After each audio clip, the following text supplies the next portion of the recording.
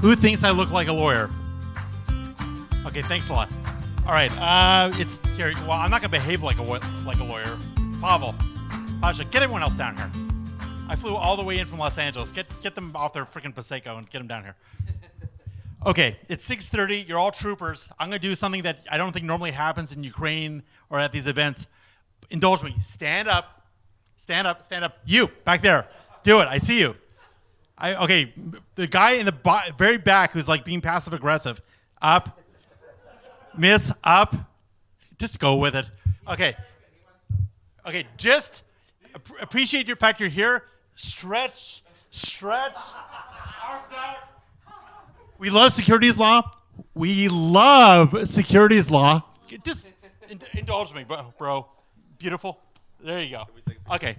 Stretch, stand. Okay. Look, he's excited even. All right, where's my clicker? Yeah, sit down. Whatever. Okay, you're awake now, right? Can I have a clicker, or do I just have to do ESP? Cool. All right, where's Misha? There. This is actually this is a 10-hour lecture on securities law that's been condensed to 2 hours that's been now cut in a quarter, thanks to Misha. I gave the original version of this to the Ukrainian Bar Association, and they were a good crowd. They actually stayed engaged and active for 2 hours on talking about U.S. securities law, which is shocking. So you must have given them some good Adderall in their coffee. Yeah, you kept them busy. So I have to say this in the U.S. I don't know if I have to say it here. I'm not. Who's heard of the SEC? Okay, good. It's not SEC. SEC sounds like something else. Okay, SEC, Securities and Exchange Commission. I'm not with SEC, in case any of you were wondering. Where's Alex? Oh my God, I was just in Lyon for Alex's non-conference. I saw 2 fast trains, made me think of 2 ducks kissing. Crypto and law, it's time to kiss. Okay, in response to the prior panel, I like the quote, the internet perceives censorship as damage that routes around it. My response to that is that the US government sees evasion and aims for it. So it's good to understand the rules so that you can work with them. Okay, we're in Ukraine, we're in Odessa. Why do we care about US securities law? Now I know this isn't like a Bitcoin conference or an ICO conference, but just so I get a gauge of the audience. Actually, you know what, I'll click on here. Oh, I have to say this, I'm a lawyer, but I'm probably not your lawyer. Whatever. Okay. I speak in fast technical English. You may have noticed. If I go too fast, raise your hand and say slow down. Okay, normally someone right then says you're going too fast, slow down. If there's anything that's not clear or too fast, ask me a question. This is gonna be interactive. I'm gonna be running over to people who are playing on their phones and asking them questions and getting them involved, right? Right. Okay, cool. All right, so if you're sitting in the back, buddy, I see you, playing with your phone. What's his name? It's probably Yuri or Oleg or something. Okay, Yuri, Oleg, whatever. Stay with the program. Okay, some quick acronyms. SEC, Securities and Exchange Commission. It is the main body that regulates securities, i.e. investment contracts in the US. I'll explain why you care in a moment. Who's heard of FUD? Raise your hand if you've heard of FUD. You all have Instagram, right? Okay, good. FUD, fear, uncertainty, and doubt. FUD. FUD is what Microsoft tried to do to Linux for many years before it decided it liked open source. Okay, now it loves open source. Really, you can trust Microsoft. Okay, who's heard of FOMO? FOMO, fear of missing out. You will notice that FUD and FOMO are in an eternal battle, right? You hold back from doing things because of FUD, but you want to do things because of FOMO. Well, some people feel that it's the SEC's job to spread FUD. Okay, I think that's part of their mandate. And the issue is now we all feel FOMO. We don't want to miss out from good tokens, ICOs, everything else, but we need to see through to the reality. Okay, let me gauge the audience. And again, I know it's not a Bitcoin crowd. I know it's not necessarily an ICO crowd, but who here is, was, or will be shortly invested in crypto, meaning currencies or tokens? Raise your hand. Who would never buy a Bitcoin to save their life? That's different from receiving a Bitcoin to save your life. You know, you don't have to buy it.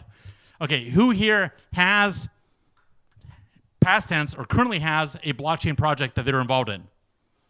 Come on, it's BIP. You're here. Okay. Who has conducted or wants to conduct or is going to conduct in the near future an ICO? Who's afraid to admit it? Raise your hand if you don't want to raise your hand. Okay, fantastic. Now we're getting into a little bit more meat. Who here is concerned, not afraid of, concerned about U.S. securities law? Everyone who raises their hand is smart. Who's not listening and won't raise their hand no matter what I say? All right, cool. Who's checked out for the day and just wants Prosecco? Who wants Prosecco? Okay, good. Okay, now, who thinks that the SEC, this is important, dial in. Who thinks that the SEC has the legal power to declare that every token is a security? Raise your hand if you think that's true. Which country is our country? So we'll reverse this. Who thinks that the SEC does not have the legal authority to declare that every token is a security? Outside the jurisdiction. What? Well, now you're going geographic on me. Now you're bringing in like geography. It's like the FBI. Okay, this whole thing about internet wraps around censorship. I'm older than everyone in this room except for like no one, and I remember when they first started saying that. Napster, Kazaa, gone. Okay, and I understand that everything we have now is a reaction to what happened before, but there's so many people. Thank God Satoshi went anonymous. I think Satoshi's on Mars with Elon Musk, laughing at us now because he finally got beyond the U.S. jurisdiction. So, yeah, I call people who think that the U.S. law doesn't apply Noriega. Okay, think about that. All right. Now, related final question: who thinks that the SEC can ban ICOs? Okay, who thinks that they can't? Interesting. Okay, now, what we're seeing here, and Pavel and I had like an ongoing discussion about this. What we're seeing in this room right now is the Facebook LinkedIn dynamic where everyone pontificates about everything is a security token, everything is a utility token. Well, obviously not. SEC is going to ban everything. SEC can't ban everything. There's an ongoing Facebook battle by people yapping. Okay, I'm going to tell you the law. Okay, and then we'll go to what it really means when you apply it. All right. Now, actually, let me pause for a second. Why do we care? Okay, we're in Odessa. Why do we care about U.S. law? Well, I think all of us want crypto and blockchain to succeed. I know I do. And to touch on the points that were raised by the last panel, this stuff gets enabled. The thing that led Bitcoin and blockchain and everything else get to a certain level was its resistance to censorship, its resistance to regulation. But for it to take over the world, it's from that initial picture. Crypto and law need to kiss and make friends, make some compromises each, and then it can take over the world. And I want it to take over the world. So, China may be a great source of liquidity or Bitcoin, yada, yada, yada, but the two largest economies on the planet are the US and China. All right? If you want to raise money for a project, if you want deep and rich capital markets, really the choice is the United States, because China's offline right now when it comes to ICOs. Also, when you're raising money for a project, specifically through an ICO, you're not just raising money, you're engaging in a marketing event. All right? If you're selling tokens that you believe aren't securities, that you're really building a platform you want everyone to use, you want US customers. Okay, that's a large, rich economy that you want as a customer base. ICOs are marketing events. All right? So no matter where you are in the world, whether you set up in Malta or Gibraltar or in Kiev or Lithuania or Zug, you want to access this capital market and you want to access this customer base. So you can make an intelligent decision to avoid the US market, but you don't want to do it out of FUD. Otherwise, you'll have FOMO. All right? And I've seen this again and again. Everyone thinks that they have a clever new idea. Trust me, there's 20 guys in China working on the exact same idea. It's really who comes to the market the first with the most. And if you don't take advantage of the US market, someone's going to come in right after you, raise more money, get more customers, and obliterate your first mover advantage. So it's something to think about. Okay. Everyone with me? Am I speaking too fast? Okay, fine. Now, dealing with I love the SEC. They came in about 6 months too late. SEC admits that not all token ICOs involve offerings of securities. Oh my gosh, they actually said something that was true under law. Go figure. The SEC even set up a website or subdomain or website, sec.gov/ICO. You can go there now. It's live. And I love how they are very careful with their language, but it's kind of cool. 5 things you need to know about ICOs. ICOs can be securities offerings, can be, not are, not always are, not probably are, can be. That also means that ICOs may not be security offerings. Okay, now, the chairman of the SEC, the reason there's so much FUD out there, the chairman of the SEC, before this went up, got in front of Congress and said the most obscure sentence ever. He said, I have not seen a single ICO that does not bear the hallmarks, like what the heck is a hallmark, of a securities offering. Okay, the SEC doesn't regulate ICOs. It doesn't regulate hallmarks. Hallmarks is a brand of birthday cards in the US. Okay, like, heard of the Hallmark cards? We don't regulate hallmarks. Okay, something either is a security or it's not a security. All right, being somewhat reactive and being under pressure by Senator Elizabeth Warren, Chairman Clayton, chairman of the commission, got in front and said that silly line. So everyone thought ICOs in the US were dead and went and incorporated somewhere else. I think they came under a lot of pressure because of that, because the US, all these entrepreneurs in the US don't want to fall behind. They reached out to the SEC and said, what the heck are you doing? That's not legal, what you just said. So the SEC came out. ICOs can be securities offerings. And they also say, in a little bit more detail, ICOs, based on specific facts, may be securities offerings and fall under the SEC's jurisdiction of enforcing federal securities laws. In other words, they may not be securities also. You have to apply the law, and we'll get to what the actual law is in a moment. All right, who still thinks that every token is a security? You. You and I will have deathmatch. It is coming soon. Halfway through, he will stand up, and we will go head to head. Okay, was anyone else taking debate? Pavel? Well. Very good. Okay, good. Oh my gosh, this is much more rational than I thought. Okay, so no. Okay, not every token is a security, and not every ICO involves the sale of securities. And we'll get into how you can tell the difference in a moment. Okay, this one's pretty cool. The SEC, who's heard of the Howey case or the Howey test? That's how you tell whether or not something is an investment contract and therefore a security, and we'll get into it. There's a famous Howey case that we'll talk about in a moment. The SEC, in a moment of wit and cleverness, set up a website called howiecoins.com. This is a live website.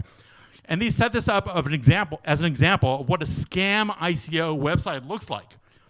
So if you click on Meet the Team, it's like 5 guys just out of college who are architecture majors who have like a 2-page white paper promising like 1,000% return every day if you invest in their tokens. It can't lose. And there's a pre-sale, and there's a bonus, and all this other good stuff. Now, I've looked at this website, and I've read the white paper and everything else. I have to say, as a lawyer who works with ICOs and with blockchain, the SEC's fake website is better than 90% of the ICO real websites I see out there. So if you're doing an ICO and you need a web designer, I strongly suggest that you hire the SEC. You'll be ahead of the game. Okay? It's actually not bad. That is the chairman of the SEC, Jay Clayton. He's a very funny guy. He put this up. Anyways, go take a look, howiecoins.com. And I should point out, if you add me on LinkedIn or Facebook and send me a message, I will send you this deck. Okay, I'm happy to share this deck with you. All right, let's keep going here. Now, it may sound funny, but US law is actually the basis of most international securities law. So when you're trying to understand other jurisdictions, whether it's England or Gibraltar or Malta or Singapore, it's good to understand the US system even if you're not accessing it. And there's one rule that is worldwide when it comes to securities law, whether it's Switzerland or Malta or wherever. It's do not lie. This solves 90% of the problems out there when it comes to selling securities and raising capital for your business. Now, it sounds obvious. I wouldn't lie. What's that? Well, lying in the context of securities has a very specific meaning that I want to communicate to everyone, and then we're going to kind of test it a little bit. A lie isn't just a lie like, oh, you know what, I like this weather. Oh, it's like I like this weather. Well, actually, I do like this weather, but imagine I was in Kansas. A lie is something specific. It's a misrepresentation of a material fact or the omission of a material fact. What does that mean? It's not just anything. It's a misrepresentation of a material fact or an omission of a material fact. What's a material fact? Well, it's a piece of information that a reasonable investor would take into account when deciding whether or not to buy a security, sell a security, hold on to a security, or take no action. right? So we don't care what some insane person thinks, but if you're giving out a piece of information that a reasonable investor will take into account when making a decision about whether to do a transaction of securities or whether not to do a transaction of securities, if you're misrepresenting or omitting something about that, that's a lie. A lie, when it comes to securities, is fraud. That's when you cross over from civil, i.e. someone suing you, to criminal, which means going to jail. Okay, this is the big red line that it's funny how many people bust this up. Okay, now, let's kind of look at what lies are. Who's heard of RE coin? Anyone? It stands for real estate coin? Greg in back, of course, because he's the master of real estate. So RE coin came up with a system of tokenizing real estate, diamonds and gold, all this good stuff. And they said, I'll just make this up, $100 million worth of real estate, diamonds and gold. And in fact, they had maybe $10,000 worth. Okay, that's clearly a lie, and it's clearly material because me as a reasonable investor would want to know that that's not true. Okay, it's relevant to my investment decision. If they had said, the sky is green, they may have been lying, but it's not relevant to someone's investment decision. I think I had 40 minutes, according to Pavel. Pash, no? You kidding me, buddy? Okay, that's on video? Okay, so you don't want to know anything else, right? Okay. Because it's not important because you're not all raising. Who wants to raise millions of dollars, do it legally, and not go to jail? Okay, what kind of people are in this room who don't want to raise millions of dollars, want to do it legally, and want to go to jail? This is like a coalition of people want to go to jail? Do you want Ukrainian jail or do you want English jail? We want to have billions. I'm sorry. Who wants millions, billions, or okay, good point, thank you. Who wants to raise over $1 million, do it legally, and not go to jail? You want to go to jail? Yes. Okay. Who wants to stay out of jail for the future, not just now? Remember, things catch up. Okay. Must be illegal. Could be not go to jail, but illegal. That would be my preference. Yeah, Noriega. My answer to that every time is Noriega. Good luck. Okay, fine. There's lying, there's exaggerating. Like if RE Coin says they have $100 million worth of assets, but they only have 10 million, they're exaggerating. They're still lying. Now, a lie of omission, that's the tricky one. A lie of omission is when you say something it's like in a relationship. It's okay if you shut up, but the moment you say something that's true and you're leaving something out, you're in trouble. Okay? So if RE Coin says they have $100 million of real estate, and they really have $100 million of real estate, but they owe $1 billion, but they don't talk about that $1 billion, in other words, they're like Donald Trump, that's a lie of omission. Okay, if you say $100 million, but leave out the fact you owe $1 billion, that's a lie of omission. That is fraud. Paul, I got 10 minutes? Oh, Jesus, Louise. Blah, blah, blah, blah. Okay, why is securities regulation important? Why do we care? Okay, this really does matter, and this is the basis of all U.S. law. There was rampant speculation in the securities industry in the 1920s. Does this sound familiar? People invested all their money in securities with no information, with no disclosures, with no prospects or reports, gave them all their money. People set up in weird places. They spent all the money, took off for Ibiza or the Hamptons back then, and the whole market crashed. Okay? We had the stock market crash. That caused the U.S. depression. That caused a trade war. That caused Germany not being able to pay its debts and the Nazis taking over, which led to Pearl Harbor in World War II, nuking Nagasaki and Hiroshima, and Soviet occupation of Eastern Europe. You can draw a direct line from the lack of securities regulation to the stock market crash to World War II and 50 years or more of Cold War. Okay, it really does have an effect on the world. Okay, in response to this rampant speculation, the U.S. passed two core laws. Actually, I'll just stay here. Put this in your mind. If you're dealing with securities, if you're selling tokens, there's two laws you care about. There's the 1933 Securities Act, which deals with the initial sale of securities to the public. If I'm a company, say I'm doing an ICO, if I'm selling securities, the 1933 Act deals with securities. The 1934 Exchange Act, the Securities Exchange Act of 1934, deals with exchanges, deals with what happens after that initial sale. So if you want to think about it this way, when President Roosevelt was dealing with the Great Depression and was putting in place new law, the 1933 Act was aimed at the investment bankers and the companies going public. The 34 Act was aimed at the New York Stock Exchange. Okay? Initial sales securities, what happens afterwards, including manipulation of the market. Okay, and again, I'm happy to send this to people in email, blah, blah, blah. Okay. What the heck is a security? It's not up to the SEC to decide. It is defined right there in the 33 and 34 Acts. This is section 2A1. A security is. The fact that it's defined in these acts means that the SEC may not make up what a security is. This is not a security. You are not a security. You may be secure, but you are not a security. Okay, the definition of a security is here. It has a long list of stuff. Let me go back one. No. Stocks, notes, profit sharing agreements, blah, blah, blah, blah, blah. It's all the usual things. Now, I'm going to cut this short because I thought I had a little bit more time, but oh, by the way, here's a little bit of trivia. This is the Playboy Enterprises stock certificate from 1950 or so. What do you see there? Can anyone tell me? A naked woman. Okay, because this is Playboy and because it's Playboy, they came up with a stock certificate that had the Playmate Centerfold of the Year from that year. Because men are perverts, there's a whole bunch of guys out there that bought a single share of Playboy stock so that they could get the certificate with this naked woman on it. In fact, Playboy stopped doing the certificate so guys would stop ordering single shares. That is true, by the way. It was a desperate time in the 1950s. Whew. Okay, so you saw on the prior page, security is a stock, blah, blah, blah, blah, blah. Fine. It's clear. Stock represents sort of an equity interest in a company. It's an ownership interest in a company, unlike debt, which is a claim on its assets if someone doesn't pay you back. Now, a stock is a stock is a stock. What if you take your stock, something that represents an equity interest, and you're very clever. You go, you know what? That definition of security, it doesn't include the word duck. Ducks, or Jinko, let's say ducks. Ducks aren't securities, right? Because they're not listed there. If you sell something that's like a stock or like a share, but you call it, say, a duck, is it a security? Sorry. A little louder, maybe, just for posterity and come on, work with me. Okay. No. Just say yes. Yes, and time is out.